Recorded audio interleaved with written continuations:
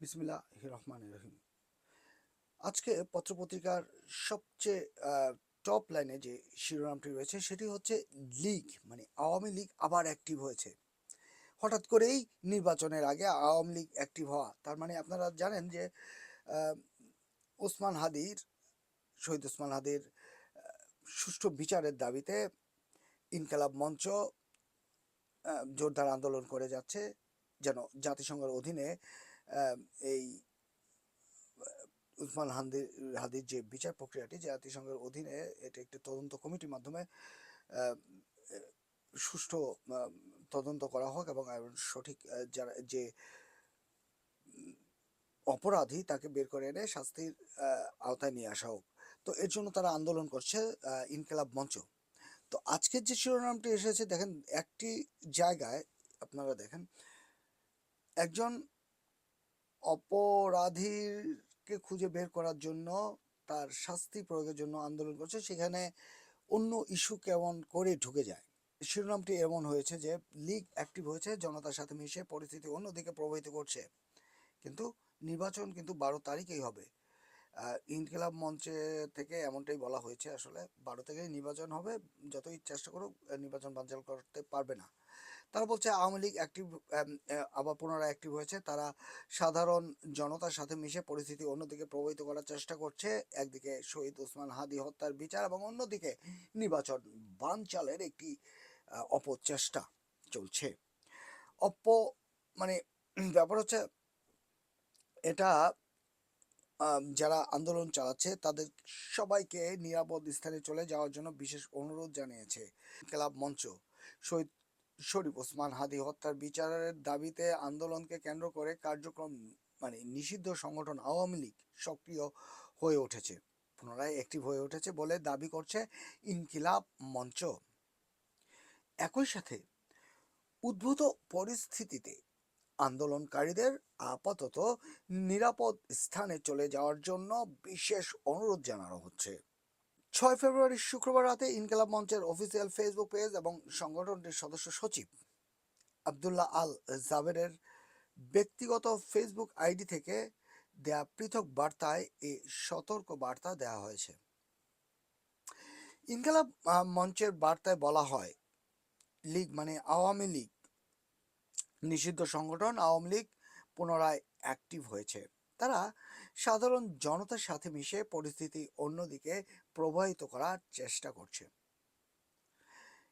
একদিকে শহীদ ওসমান হাদি হত্যার বিচার এবং অন্যদিকে নির্বাচন বানচালের একটা অপচেষ্টা চলছে।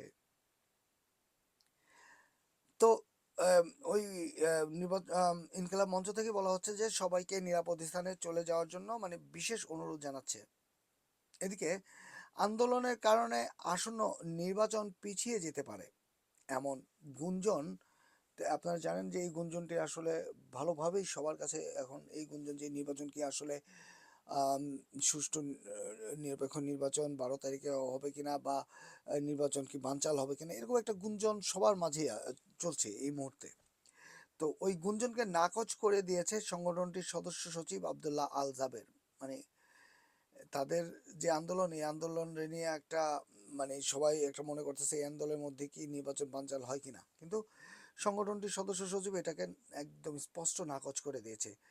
অপর এক পোস্টে তিনি স্পষ্ট করে বলেছে যে নির্বাচন 12 তারিখেই হবে, হতেই হবে, কোনোভাবেই নির্বাচন বানচাল করতে দেওয়া যাবে না। একটা সুন্দর একটা চালাকি বুদ্ধিমত্তা কাজ করেছে আসলে। এই ইস্যুটা নিয়ে অনেকেই আসলে থার্ড পার্টি তারা একটি সুযোগ নেওয়ার চেষ্টা করবে, এটা সবাই এটা এরকমই একটা সন্দেহ করছে। তবে এর আগে আজ দুপুরে জাতিসংঘের অধীনে শহীদ শরীফ ওসমান হাদি হত্যার তদন্ত ও হত্যার ঘটনায় জড়িতদের বিচারের দাবিতে প্রধান উপদেষ্টার বাসভবন যমুনার অভিমুখে যাত্রা শুরু করেছে ইনকিলাব মঞ্চের নেতাকর্মীরা।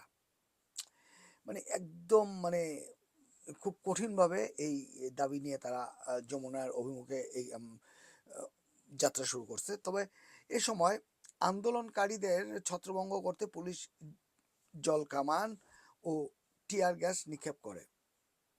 গতকাল বৃহস্পতিবার রাতেও কয়েক দফা আলটিমেটাম দিয়ে জাতিসংঘের অধীনে শরীফ ওসমান হাদি হত্যার তদন্তের দাবিতে যমুনার প্রবেশ মুখে অবস্থান নেন ইনকিলাব মঞ্চের নেতাকর্মীরা, আন্দোলনকারীরা।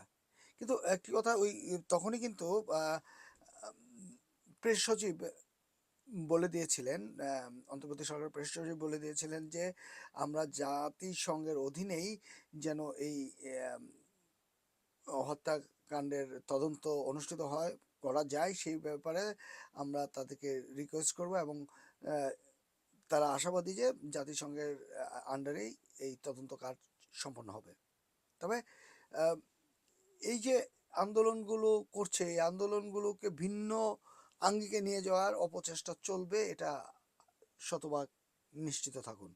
এবং আগামী আর কয়দিন বাকি? আজকে 6 তারিখ, 12, 5 দিন বাকি। 5 দিন বাকি।